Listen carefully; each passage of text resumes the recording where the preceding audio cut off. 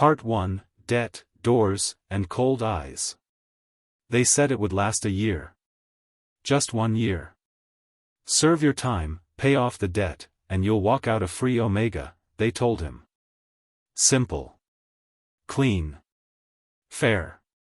But nothing about Riven's life had ever been fair. His father's sudden death left behind more than grief, it left a mountain of debt and a desperate son. Riven had no job, no family, and barely a roof over his head. So when the offer came, he signed the contract. He didn't read the fine print. He was too tired, too hungry, too hopeless. And that's how he ended up standing in the marble foyer of Alec Viral's estate, wearing a worn backpack and the stiff, nervous posture of someone very out of place. The place was as silent as a tomb. White walls. Clean corners. No warmth. No welcome. Alec barely glanced up from behind his sleek, glass desk. "You're the Omega?" "Yes, sir." "Riven. Keep out of my way. Do your job. Don't speak to me unless I speak to you." Riven swallowed. Understood. The Alpha didn't even look at him again. The first week was grueling. Riven scrubbed spotless windows, vacuumed hallways that hadn't seen a footprint in days, and cooked meals that were never touched. Alec often returned late, sometimes not at all, and never acknowledged Riven's effort. Once, after scrubbing the bathroom tile on his hands and knees for hours, Riven approached Alec's office door to ask about groceries. He knocked. No answer. He tried again. Still nothing. He cautiously opened the door. "Sir? We're running low on." "Out," Alec said, without turning his chair. Riven stood there for a second too long. I said out." The door shut hard behind him. That night, his back ached so badly he curled up on the mattress in the storage room and bit his arm just to keep from sobbing out loud. Riven wasn't expecting kindness.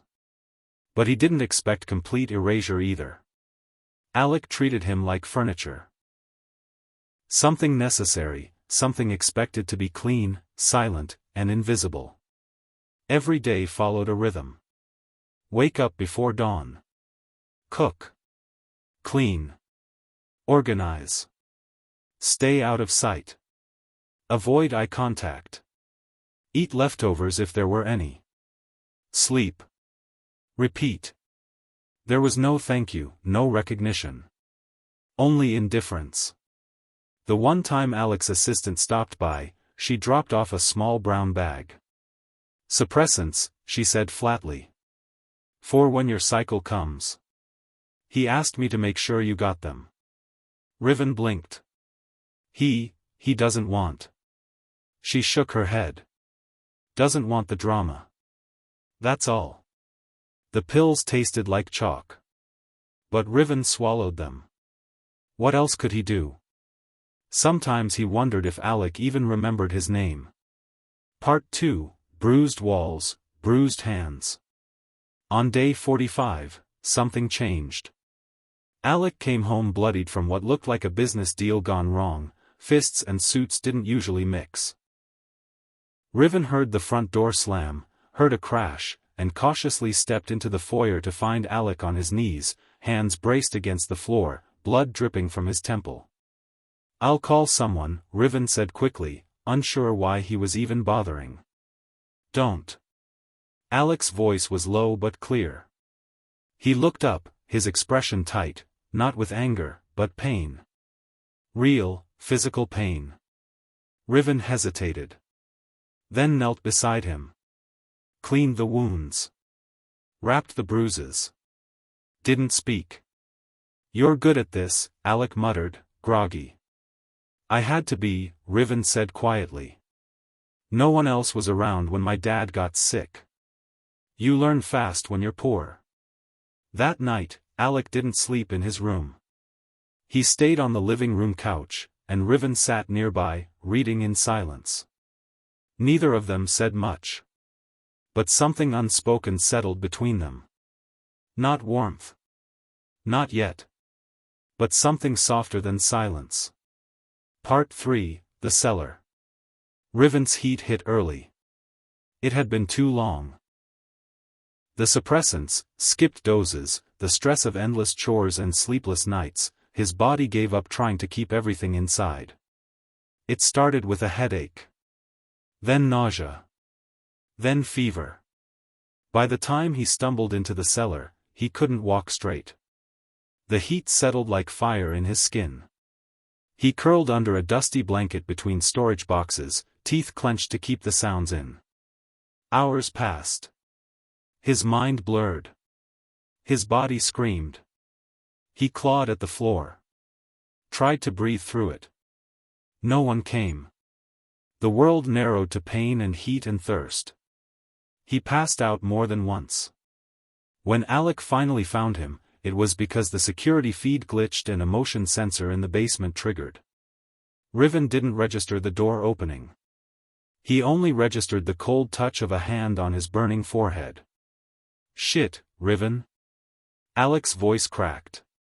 He knelt fast, pulling the blanket back, revealing sweat-drenched clothes and pale skin flushed too deep. "I need to get you out of here," Alec muttered. Riven couldn't respond. Just trembled, feverish.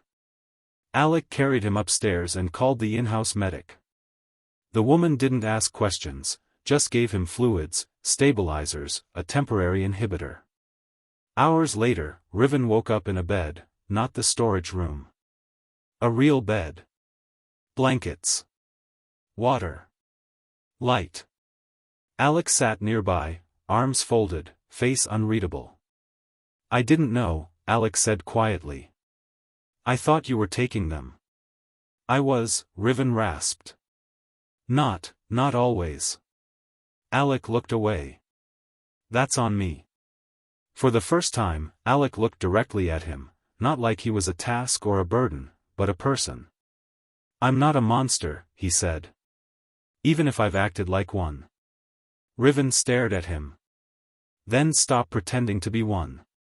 Part 4, Shifts. The next day, Alec made tea.